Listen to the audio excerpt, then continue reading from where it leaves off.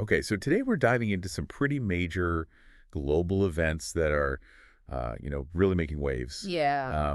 And I think it's pretty crucial to stay ahead of these things, Is it? especially in a world that's, constantly changing. So, Yeah. yeah, buckle up because Definitely. we're going to cover a lot of ground. Fasten your seatbelts. Exactly. So first up, we're heading to the Kerch Strait. Oh, yeah. Remember those images of that Russian oil tanker? Oh, yeah, totally. The one that split in half? Oh, man, that was crazy. Yeah, during a storm. Yeah. I mean, obviously, anytime a tanker splits in half, it's big news. But Yeah. the Kerch Strait is super important, Right. geopolitically speaking. Right. It's like Russia's main, I don't know, Yeah. like artery to the Black Sea. It's a choke point. Yeah. And they use it to export a lot of their, grain oil gas. Yeah, all the important stuff. Yeah, so any disruption there could have, ripple effects on the global energy market. For sure. For sure. And not to mention, what that does to the environment. Oh, yeah? When you have oil spilling into the sea. Huge environmental concerns there. Yeah. And I can't help but think Right. that the fact that that tanker was built in 1969, Oh, yeah, I mean, that's ancient for a tanker. that's going to play a role, Like, right? it didn't help. Probably didn't help. Right. So, speaking of Russia, Okay. this next story is a real, Yeah. head scratcher. Right. Zelensky, Oh, yeah. the Ukrainian president, Mm-hmm. is claiming Uh-huh. that Russia Yeah. is bringing in North Korean troops North Korean troops to fight. to fight in Ukraine. What? And we're talking about What? serious numbers here. How many are we talking? He's saying 11,000. 11,000 North Korean troops. Yeah. Wow.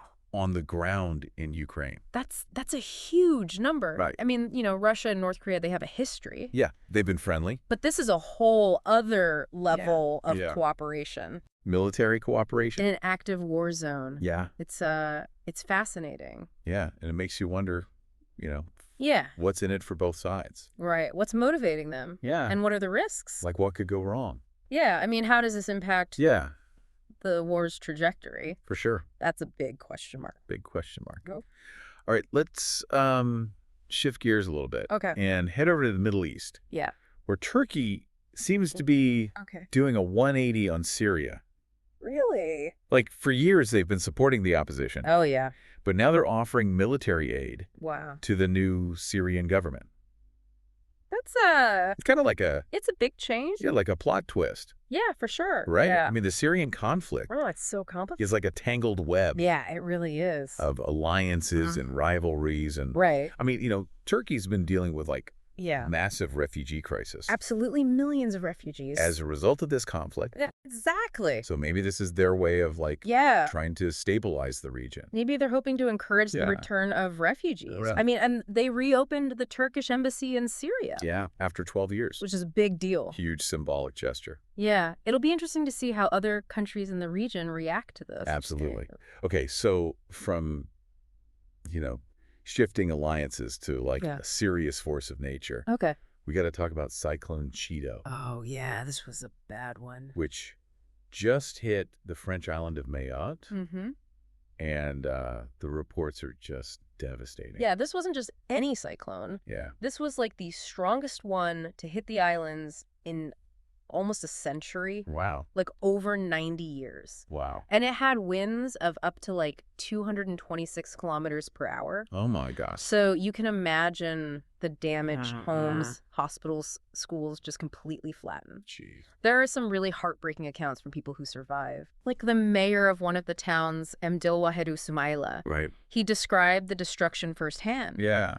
And it's just tragic. The death toll is already in the double digits. Oh, gosh. And they're expecting it to rise. That's awful. It's just a reminder of the power of nature Yeah. and how important disaster preparedness is. Absolutely. So, we've covered a lot of ground here, We have. from a Russian oil tanker splitting in half Yeah. to North Korean troops in Ukraine Mm-hmm. to Turkey's like surprising shift on Syria, Yeah. and then this devastating cyclone. It's a lot. It is. Yeah. But it really just shows how interconnected our world is. Absolutely. Like the decisions that are made in one corner of the world can really have ripple effects across continents. Yeah. No matter what it is, whether it's a political alliance, a natural disaster, or even like a struggling oil tanker. It's all connected. Yeah. So I guess the question is, how do these events connect for you? Right. Like what questions are they raising in your mind? Keep exploring. Keep thinking. Keep questioning. Stay curious. Yeah, and we'll see you in our next deep dive. All right. See you then.